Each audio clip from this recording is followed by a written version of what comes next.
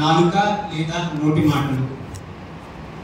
నాలుక లేదా నోటి మాటలు అనే విషయానికి వస్తే మనం మాట్లాడే ప్రతి మాట చాలా వాల్యుబుల్.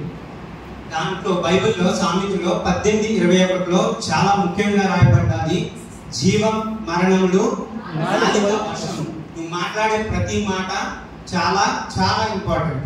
ఎవరితోనైనా మనం కలహం పడ్డాము అంటే ఖచ్చితంగా అది నీ నోటి మాట వల్లే, నీ చేతి పని వల్ల తర్వాత జరుగుతుంది. కానీ నువ్వు మాట్లాడే మాట చాలా ఇంపార్టెంట్. దాన్ని ప్రేమించువాడు దాని ఫలము తిందును అని కింద రాసి ఉంటుంది. అదే 18:21లో ఉంటుంది, దానిని ప్రేమించువాడు దాని ఫలం తింటారు. ప్రేమించడం అంటే ఏంటంటే, ఇప్పుడు అదే 18:6వ వచనంలో కూడా రాయబడి ఉంటుంది, బుద్ధిహీనుడు కలహానికి రేగుతాడంట. కలహానికి రేగి ఏం చేస్తాడు? వీటికి దెబ్బలు రెడీ చేసుకుంటాడు. సో మీరు మాట్లాడే మాట ఎవరికైనా కోపం తెప్పిస్తుందంటే దాని అర్థం ఏంటి? మన మాట అవతల వాళ్ళని నొప్పిస్తుంది. సో ఇదేంటంటే, మీరు మాట్లాడే మాట చాలా చాలా మధురంగా ఉండాలని బైబిల్ చెప్తుంది. అదే ముందు 15:23లో ఉంటుంది, సరైన ప్రత్యుత్తరం ఇచ్చువానికి సంతోషము పుట్టును. నువ్వు మాట్లాడే సమాధానం అవతల వాడికి ఎలా ఉండాలి? ప్రత్యుత్తరం చాలా నెమ్మదిగా ఉండాలి. అప్పుడు నీకు సంతోషం పుడుతుందని చెప్తున్నాడు. అసలు ఈ నాలుక నోటి మాటలు మొదలు పెడితే ముందుగా దేవుడే మొదటి మాట పలికింది. దేవుడు ఏం చెప్పాడు? దేవుడు వెలుగు కమ్మని పలికిన. సో దేవుడి ప్రారంభం లేదా సృష్టి ప్రారంభంతో దేవుడి నుంచి మొదలైంది నాలుక, నోటి మాట వల్ల మాత్రమే మొదలైంది. సో ఆ మధ్యలో జరిగే కార్యములు, నువ్వు మాట్లాడే మాట సరిగ్గా ఉండకపోతే ఎలా ఉంటాయి?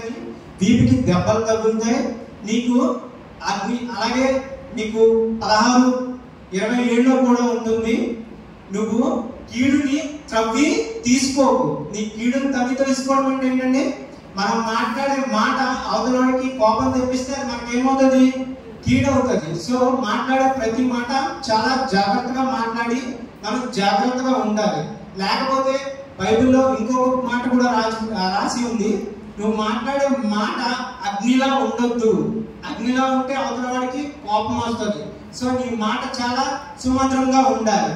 మరి ఓకే, ఇదంతా దేవుడు చెప్తున్నాడు. కానీ మనం కూడా కోపాన్ని రెచ్చగొట్టుకుంటాం. అవతల వాడు ఏదైనా కోపంగా మాట్లాడితే మనం కూడా దేనికైనా రియాక్ట్ అవుతాం. దీనికి సమాధానం బైబిల్లో ఉంది.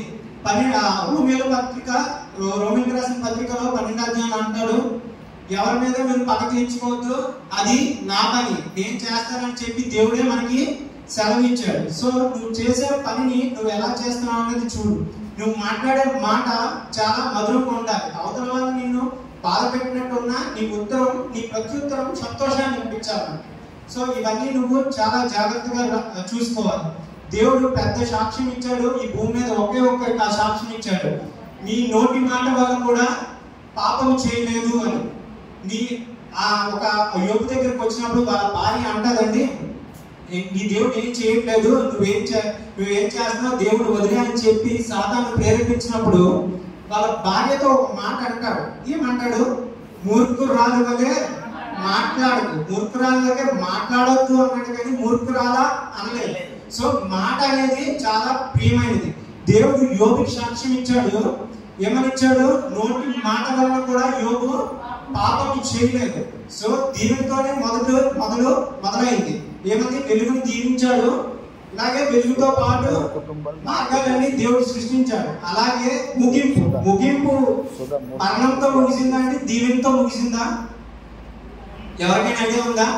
మనకి ప్రకటన 22:21 వచనంలో ఉంటుంది, ప్రభు అయిన యేసు కృప పరిశుద్ధులందరికీ తోడుగా ఉండను. ఆమేన్. థ్యాంక్ యూ అండి.